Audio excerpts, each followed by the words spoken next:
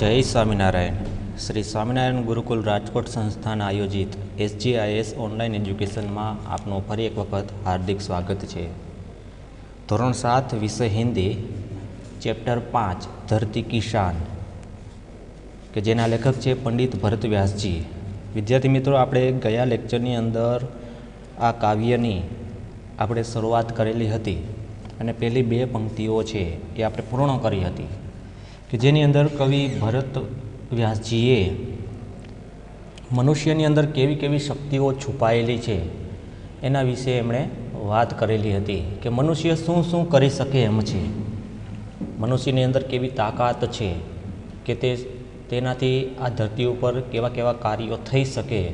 અને આજે આપણે જે અનુભવ કરીએ છીએ, આપણે જોઈએ છીએ કે જે બધું મનુષ્યની દેન છે, કે જે બધું મનુષ્યએ સર્જન કરેલું છે.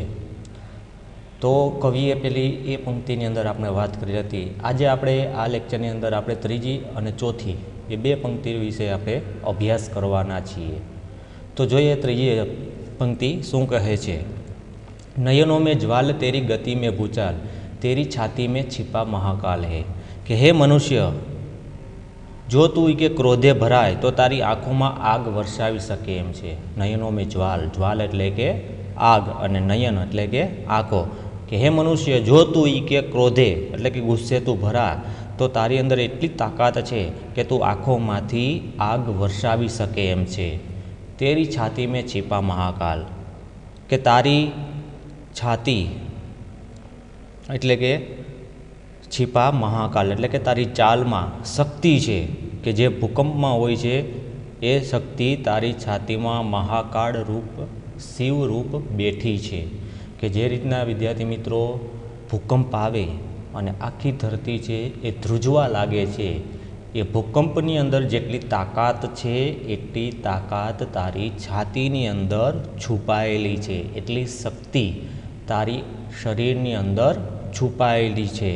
કે તારી છાતીમાં મહાકાળ રૂપી શિવ એટલે કે ભોલેનાથ શિવ છે એ બેઠા છે, અને એ શિવની જે તાકાત છે એ તાકાત તારી છાતીની અંદર છુપાયેલી છે. પૃથ્વી કે લાલ તેરા હિમગીરી સા ભાલ, કે હે મનુષ્ય, પૃથ્વી કે લાલ એટલે કે હે પૃથ્વીના પુત્ર, તારી પાસે હિમગીરી એટલે કે હિમાલય, સા ભાલ, ભાલ એટલે કે મગજ, કે હે પૃથ્વીના પુત્ર, તારી પાસે હિમાલય જેવું ઉન્નત મગજ છે, એટલે કે ખૂબ જ વિશાળ મગજ છે. તેરી ભ્રુકુટી મેં તાંડવ કા તાલ હૈ, કે હે મનુષ્ય, જો તું ક્રોધથી તારી ભ્રુકુટી તીરછી કરી દે તો તેની અસર એ જ થશે જે શિવના તાંડવમાં તાલ છે. ભ્રુકુટી એટલે કે ક્રોધ, કે તું હે પૃથ્વીના લાલ, તારું હિમગીરી એટલે કે હિમાલય જેવું મગજ છે, અને તું જો ક્રોધથી તારી ભ્રુકુટી તીરછી કરે એટલે કે ત્રીજી આંખ ભ્રુકુટી લાટ તીરછી કરે તો શિવના તાંડવની અંદર, એના તાંડવ નૃત્યની અંદર જેટલી તાકાત છે એટલી તાકાત તારી ભ્રુકુટીની અંદર છુપાયેલી છે. તમને ખ્યાલ હશે, જ્યારે શિવ ભગવાન છે એ તાંડવ નૃત્ય કરતા હોય ત્યારે 3 લોક છે એ ધ્રુજી ઉઠે છે, કે જ્યારે ક્રોધમાં હોય છે ત્યારે તાંડવ નૃત્ય કરે છે, અને તાંડવ નૃત્યથી 3 છે એ ધ્રુજતા હોય છે. તો એટલી તાકાત તારી ભ્રુકુટીની અંદર છે. નિજ કો તું જાન જરા શક્તિ પહચાન, કે હે મનુષ્ય, તું તારી શક્તિને ઓળખ. નિજ એટલે કે તારી જાત, તું તારી જાતને ઓળખી. કે તેરી વાણી મેં યુગ કા આહવાન હે, કે તારી વાણીની અંદર યુગનો લલકાર છે, તારો અવાજ સમગ્ર યુગનો અવાજ છે, કે આવનાર ભવિષ્યનો તે લલકાર છે.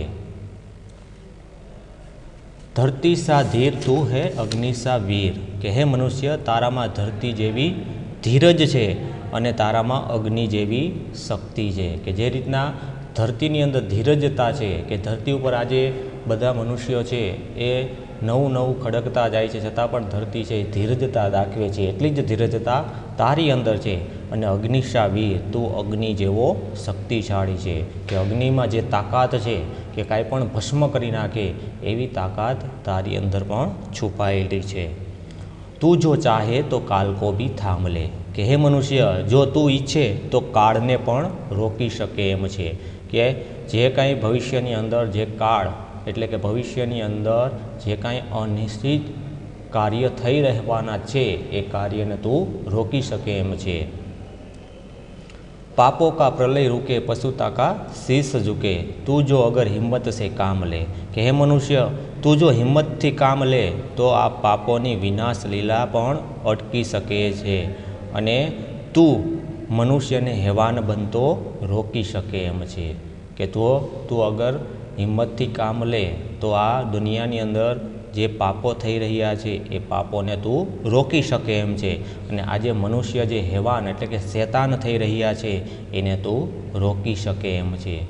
गुरु सा मतिमान पवन सा तू गतिमान, तेरी नभ से भी ऊंची उड़ान है रे, कि हे मनुष्य तारामां महान देवगुरु जेवी बुद्धिमत्ता छे, એટલે કે તું ખૂબ જ બુદ્ધિશાળી છો અને તું પવનની જેમ ગતિશીલ છો, અને પવનની અંદર જે ગતિશીલતા છે એટલી તું ગતિશીલ છો। તું આકાશથી પણ ઊંચે પહોંચવાની શક્તિ ધરાવે છે, કે તારી અંદર એટલી તાકાત છે કે તું આકાશથી પણ ઊંચે ઉડી શકે એમ છે। અને એનું ઉદાહરણ આપણે આજે જોઈએ છે કે આજે મનુષ્ય છે એ પોતાની બુદ્ધિ શક્તિથી આજે અવકાશની અંદર પહોંચી ગયો છે, ચંદ્ર સુધી પહોંચી ગયો છે, બીજા ગ્રહ સુધી પહોંચી શક્યો છે, એટલે કે આકાશથી પણ ઊંચે તે ઉડી રહ્યો છે, એ પોતાની મનુષ્ય બુદ્ધિ શક્તિથી પોતે એ કરે છે।